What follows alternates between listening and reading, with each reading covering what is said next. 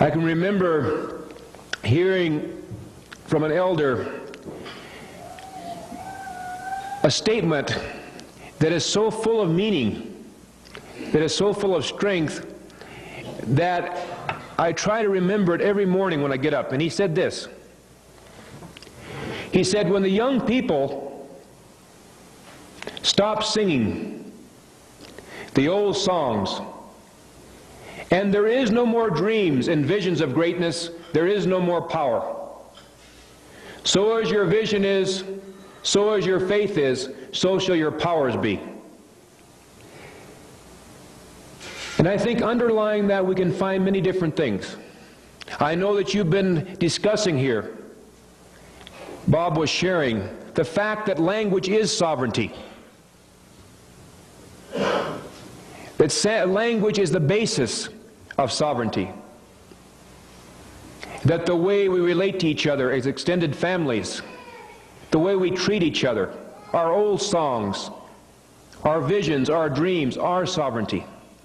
Because once these things are gone, there is absolutely no basis for other societies, and they'll make this excuse, to say that Native people are any different than anybody else. So I believe one of the primary pillars in the future has to be our language. And I think we are facing a situation right here today that 40 years ago our elders were telling us about.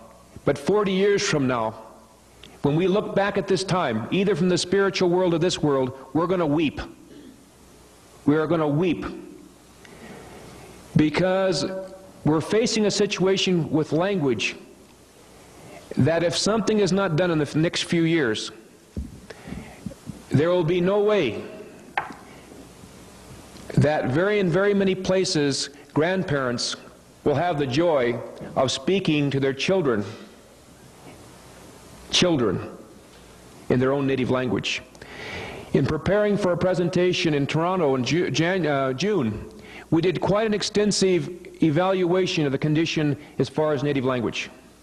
We found in many strong culture areas, rich areas, 90% of the population over 30 spoke the native language, while under 10, less than 10%.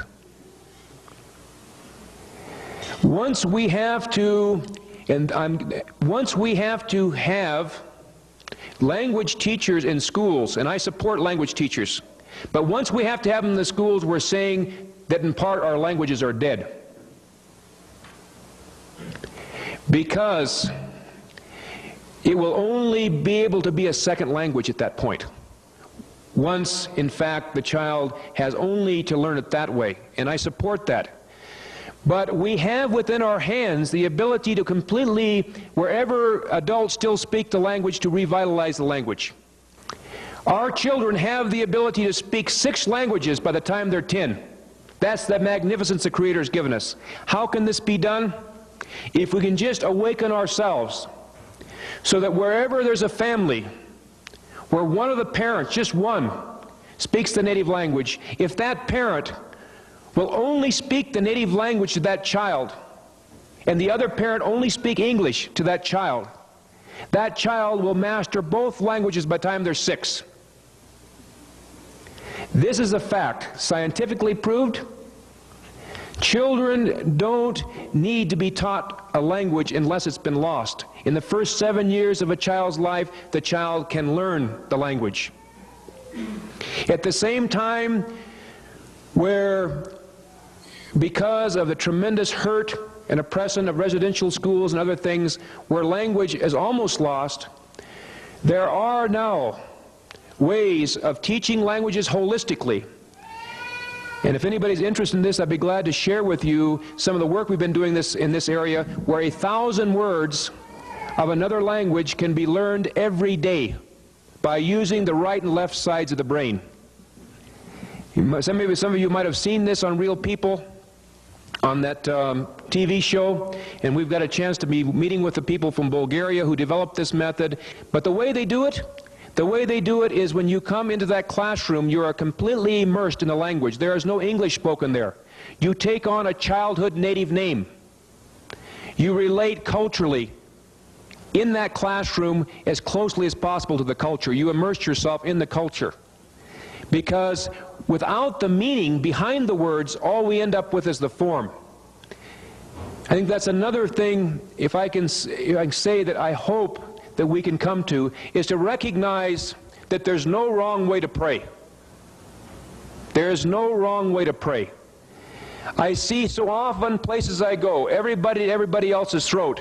You don't do it right. I do it right. You don't pray right. I pray right. But I can think of the wisdom of an old man who I was with when we traveled to the Okanagan Valley. And there they put their sweat lodge hole to the side of the sweat lodge. And I remember somebody was with, and they said, look, look, they have their hole to their sweat lodge put in the wrong place.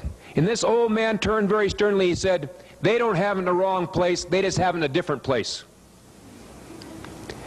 Because I really believe that if our culture, if our ceremonies, if our spiritual faith, whatever religion we belong to, if it does not help us to live a better life, if it does not help us every day to become a better human being, then what's the use of it?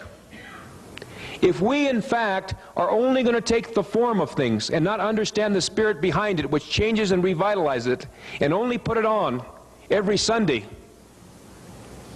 or whenever we happen to go to a cultural gathering, but we forget it the rest of the week, then what strength is it giving us? It must mean that, in fact, we're not getting a hold of the power it has. Because we know that power of native cultures has allowed native people to survive against the most overwhelming odds ever in history. It's given us that strength. So that's one of my prayers, that with the tremendous illustrious minds we have, that we can begin respecting the beautiful diversity we have. And instead of saying all those roses need to be black instead of black, red, yellow, and white, we can recognize the beauty of the differences, the beautiful differences we have from tribe to tribe. Within tribes and bands, each group and each people have different ways of praying. But again, that those prayers and those things might give us strength and power rather than hold us down. It kind of reminds me of this story. Again, my father told me. They used to have people come from the East Coast out to the Standing Rock Reservation to kind of save the people. And he said he used to get so embarrassed because they'd have these people, and I don't want to have any, I'm not saying anything negative about Christianity here, because I believe probably native people, the ones that I know who are Christians, probably know more about Christianity than the people many times who came to teach them about it. But I'm talking about churchianity. And so this individual came out and he wanted to lecture to people. And he came to this into the church there, and they had all these old men who fought against Custer and the Little Bighorn. 90 years old, 100 years old, sitting on one side and the women on the other, and he used to address them. He said, "My children." And of course the translator couldn't stand even translating this, "my children." But he decided he wanted to come and he wanted to kind of shake people up. He saw there were some people missing from church. So he came in there, he gave this very strong, fiery talk. He said, "Don't you know," he said, "this is God's day. And I can look around here and I can see some of you are not here in church." And he said, after church, he said, "I'm going to get a team and wagon." He said, "I'm going to go out and find those people, because it's a sin not being here in church." And so he got a team and wagon, he got a translator, and out he went. And so he came along, and here was this old man, Yellow Thunder, standing out, taking care of a horse that had hurt its leg. Boy, he was angry. They said he was kind of one of these guys that had kind of heavy jowls here, and when he'd get mad, his face would turn red, his cheeks would kind of shake like that. If you can kind of imagine this. So he got really mad. He said, "I want you to go tell that man, doesn't he know he's committing a sin?" He said, "This is God's day. He's supposed to be in church, not supposed to be at that horse." Well, I'm sure as it's true with other native languages, in the Lakota language, there is no word for sin. There is no word for sin.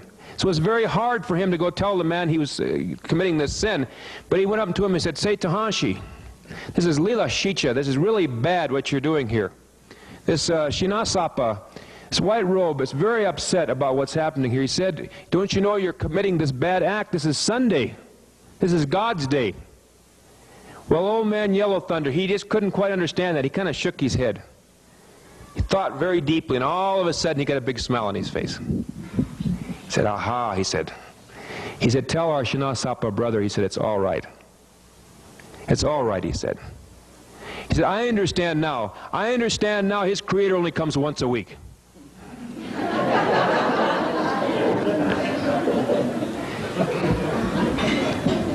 He says, you know, our creator, he said, from our grandfathers and grandmothers, it comes every day. Every day. We get up every day at sunrise to greet that symbol of that creator's power, to pray. And as she goes down, we pray also. Everything in this universe the creator has given us for our spiritual growth and development. So this horse is also one of the creator's children. So that horse hurt itself. So I'm doing my creator's work. I'm taking care of his creation. So tell him it's all right. It's fine. We have all these beautiful, beautiful gifts. What are the primary things that will hold us back from achieving victory sooner? Because we will achieve it. There's absolutely no question about that in my mind. You can see it happening everywhere. Everywhere in the world, we see needy people traveling. But what's holding